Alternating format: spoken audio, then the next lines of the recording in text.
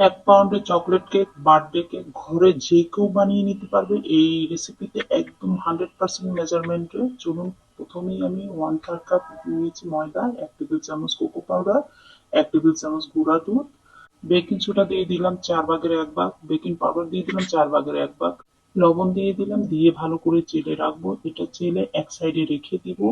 অবশ্যই ভালো করে কিন্তু মিক্স করে নিতে হবে। এই যে মিক্স করে নিলাম।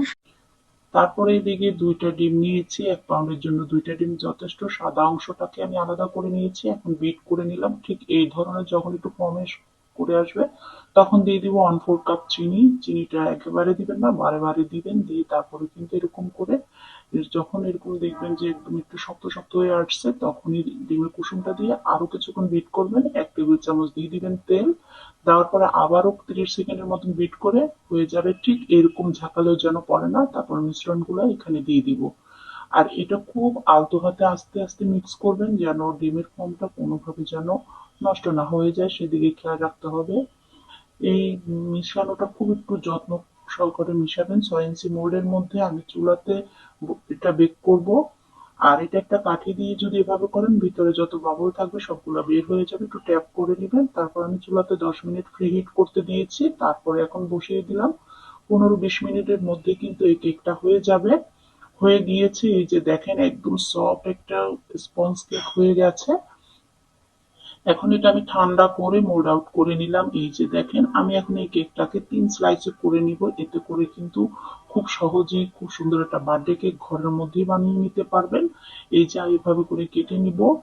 কেটে নেওয়া হয়ে গেলে তারপরে এখানে স্লাইস গুলো আলাদা করে নিলাম। তারপরে এখন আমি দিয়ে দিব সুগার সিরাপ। দিয়ে তারপরে কিন্তু সুন্দর করে দিতে হবে। সুগার সিরাপটা কম দিলেও চলবে, যেহেতু এটা স্পঞ্জ কেক।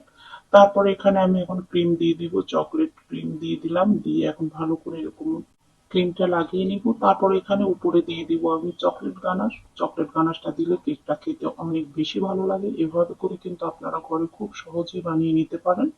এই যে দেখেন, একে একে দিয়ে দিলাম। সবগুলোই আমি একই রকমের মতন করে নিব। তারপরে আবারও আমি ক্রিম দিয়ে এরকম করে কোট করে নিলাম। এই যে দেখেন, আমি এরকম করে ডিজাইনটা করে নিয়েছি। এখন ফিনিশিংটা দিলাম। দিয়ে এখন আমি চকলেট গানাশটা এখানে দিয়ে দেবো। জাস্ট একটা সিম্পল ডিজাইন, কিন্তু দেখতে অনেক সুন্দর লাগে।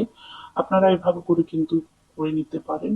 ঘরে বসেই আপনারা বার্থডে কেকটা কিন্তু তৈরি করতে পারেন। তারপরে আমি নজলের সাহায্যে কিন্তু এভাবে করে ফুল ফুল দিয়ে দিলাম। এটাও কিন্তু একদম সহজ একটা ডিজাইন। তারপরে চকলেট গানাশটা মাঝখানে দিয়ে দেবো, কিছু স্প্রিঙ্গলস দিয়ে দিলে ব্যাস সুন্দর একটা কেক হয়ে যাবে। তবে এটা আমি এখন কেটে দেখাবো না, যেহেতু এটা একটা বার্থডে কেক, সেই জন্য। আশা করি এই রেসিপিটা অনেক বেশি আপনাদের ভালো লাগবে। আর ভালো লাগলে আমার ওখানেই সার্থকতা। নিচেও একটু আমি ডিজাইন করে নিয়েছি। অনেক বেশি ভালো থাকবেন, শেয়ার করে দিবেন।